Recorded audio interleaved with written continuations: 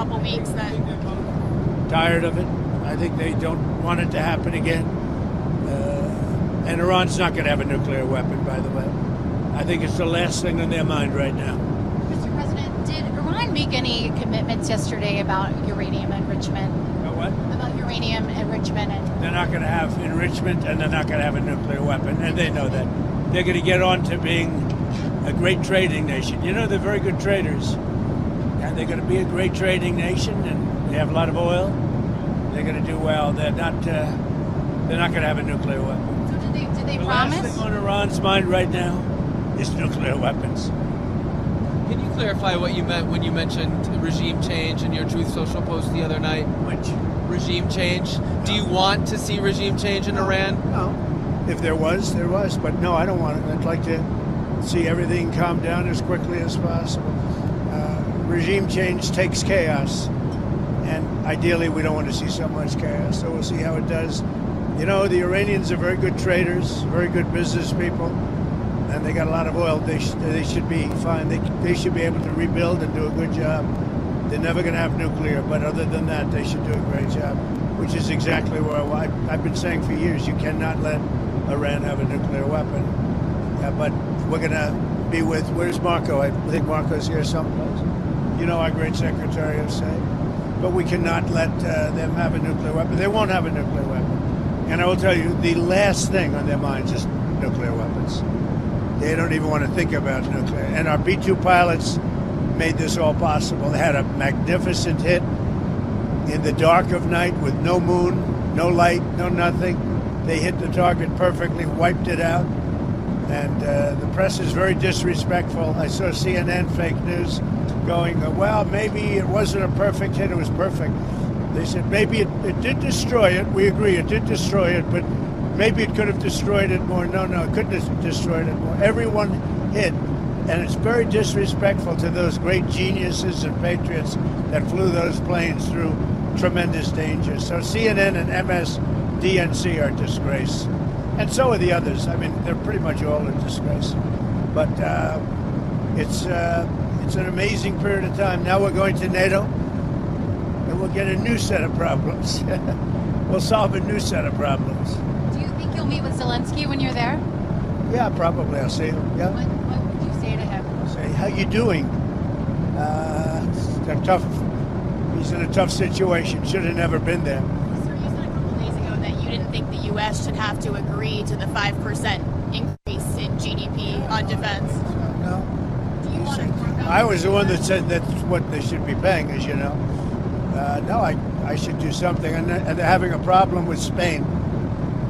There's always a problem with Spain. Spain's not agreeing, which is very unfair to the rest of them, frankly. So the U.S. won't be increasing our GDP to 5%. We should pay what everyone else. You know, they're in Europe, we're not. You know, a lot of that money goes to rebuilding their bridges, their roads, so it can take heavy equipment. And, you know, we don't have any roads in Europe. We don't have any bridges in Europe. So, no, it wouldn't be quite the same thing for us. But we're with them. Are you still committed to Article 5 of NATO? It depends on your definition. There's numerous definitions of Article 5. You know that, right? But I'm committed to being their friends. You know, I've become friends with many of those leaders, and I'm committed to helping them. What do you want the role of NATO to be going forward once these other countries are spending more? By having a unified system, I think we're going to have stronger peace, better peace, and I think we have that. You know, when I went to NATO, they were broke. When I first started this whole thing, it seems like a long time ago, 9 years, right? But they were broke. I knew it immediately. I said, you guys are broke. They weren't paying their dues.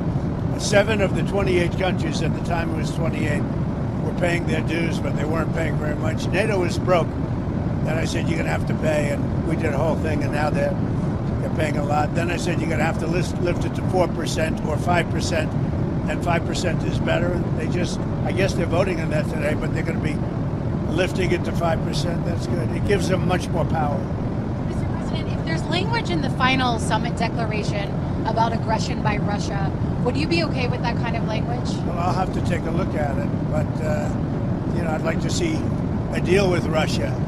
As you know, Vladimir called me up. He said, can I help you with Iran? I said, no, I don't need help with Iran. I need help with you.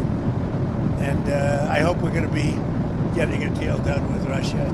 It's a shame. 6,000 soldiers died last week. More, 6,500 soldiers died last week. Russia, Ukraine, a war that never would have happened if I was president. So enjoy your flight. Let me ask you one more follow-up.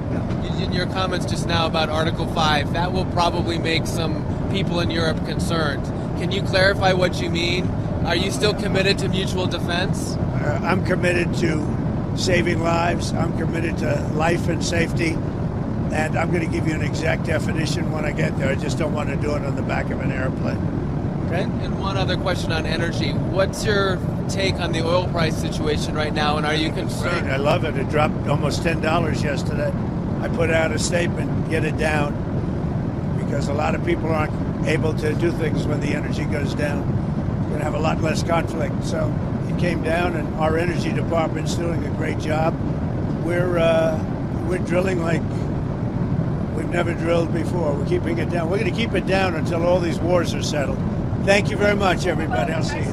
Iranian sleeper cells in the United States. Biden led a lot of supercells, and Biden was an incompetent president, had no idea what he was doing. He hardly ever signed a document. Other people signed documents for him with the auto pen. It was gross incompetence.